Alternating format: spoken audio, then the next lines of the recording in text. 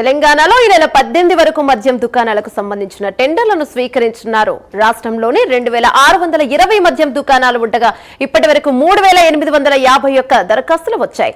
చివరి 3 రోజుల్లో దరఖాస్తులు పెరిగే అవకాశం ఉంది. అయితే ఇందులో గౌడ కులాల వారికి 15%, ఎస్సీలకు 10%, ఎస్టీలకు 5% రిజర్వేషన్లను కల్పించారు. రైట్, దీనికి మిగతా సమాచారం మా ప్రతినిధి లిఖిత అందిస్తారు. రైట్ లిఖిత, చెప్పండి.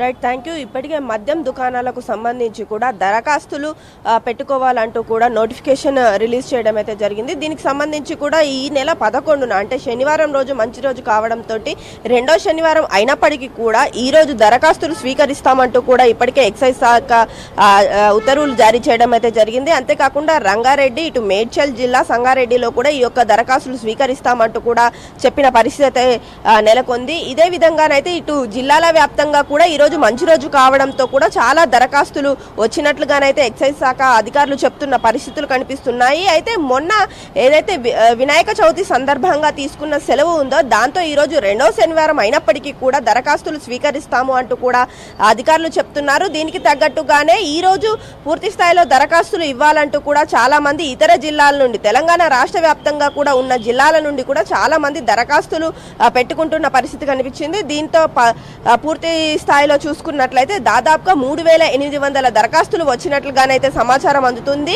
చివరి 3 రోజులు కూడా ఇంకా ఎక్కువ దరఖాస్తులు వచ్చే అవకాశాలు ఉన్నట్లుగానైతే తెలుస్తోంది. ఇప్పటి వరకు చూసుకున్నట్లయితే ఈ యొక్క జిల్లాల వ్యాప్తంగా కూడా దరఖాస్తులు అమలు అవుతున్నాయి, అదేవిధంగా తీసుకోవడం జరుగుతుంది అంటూ కూడా అధికారులు చెప్తున్నారు. అంతేకాకుండా ఇక్కడ చూసుకున్నట్లయితే దాదాపుగా 20 నుండి 26 వరకు కూడా ఈ యొక్క మద్యం షాపుల దరఖాస్తులు పెట్టుకున్నట్లుగానైతే సమాచారం అందుతుంది. పూర్తి సమాచారానికి సంబంధించి కూడా మరి ఇంకొక 8 రోజుల సమయం కూడా ఉన్నట్లుగా తెలుస్తుంది. 18వ తేదీన ఇవి పూర్తి స్థాయిలో చివరి రోజు కావడంతో ఆ రోజు ఎన్ని దరఖాస్తులు వచ్చాయి అనే విషయాలపైన కూడా పూర్తి క్లారిటీ ఇస్తామంటూ కూడా అధికారులు చెప్తున్న పరిస్థితి కనిపిస్తుంది. ఈ మేరకు చూసుకున్నట్లయితే పూర్తి స్థాయి ఇటు హైదరాబాదు, రంగారెడ్డి జిల్లా, మేడ్చల్ జిల్లాలో చూసుకున్నట్లయితే ఇప్పటికే 3000కు పైగా దరఖాస్తులు రావడం, దీనిపైన ఇతర జిల్లాల నుండి కూడా వస్తున్నాయి. కాబట్టి ఇంకా ఎక్కువగా ఈ దరఖాస్తులు అనేటివి రేపు సండే కావడంతో కొంతవరకు ఈ దరఖాస్తుల స్వీకరణ అనేది ఆగుతుంది. కానీ దాని తర్వాత ఏదైతే సోమవారం నుండి